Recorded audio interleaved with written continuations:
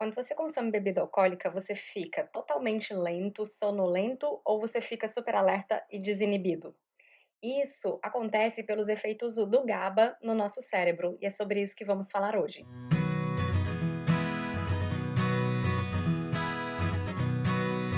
O GABA é uma molécula derivada de um aminoácido chamado glutamato. Com a ajuda da enzima glutamato descarboxilase, da vitamina B6 e do magnésio, então esse glutamato vai ser transformado em GABA.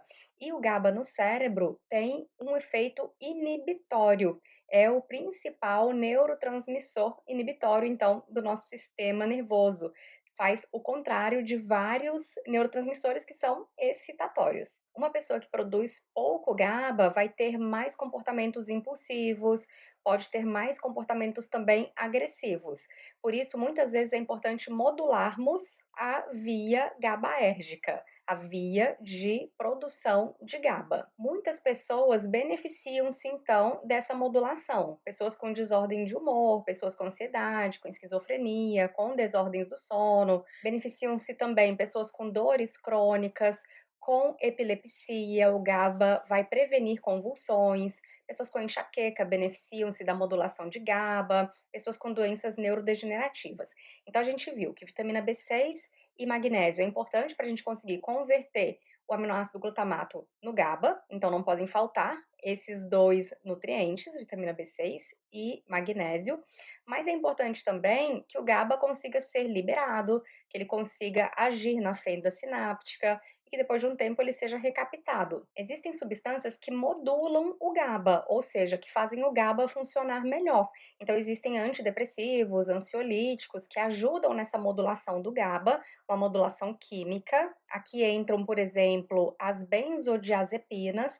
Talvez você já tenha ouvido falar desse grupo de medicamentos muito utilizado para tratamento de ansiedade. São exemplos de benzodiazepinas: diazepam, alprazolam, midazolam, clonazepam.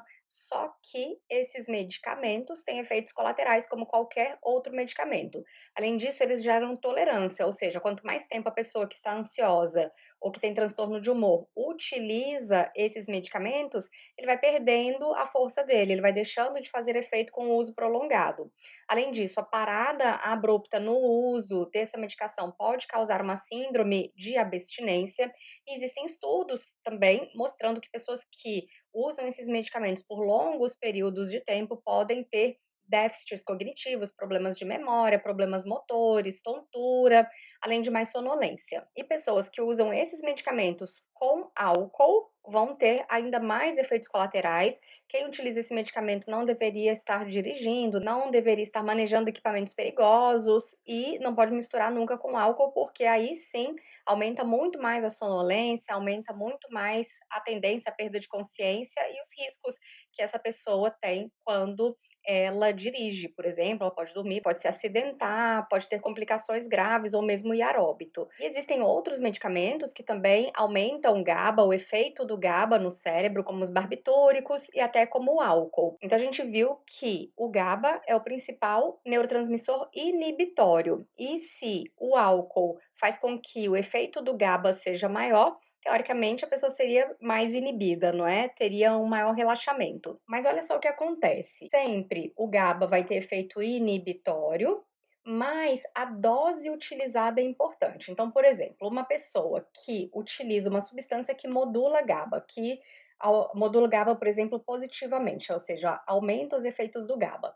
Utiliza uma baixa dosagem daquela substância, então a pessoa utilizou, por exemplo, uma baixa dosagem de álcool, a neurotransmissão afetada vai ser inibitória. Só que lembra da matemática que menos com menos dá mais? Então você já tem um neurotransmissor inibitório com uma neurotransmissão afetada inibitória e você vai ter um efeito percebido estimulatório. Então a pessoa consumiu álcool e ela se sente mais desinibida, mais estimulada.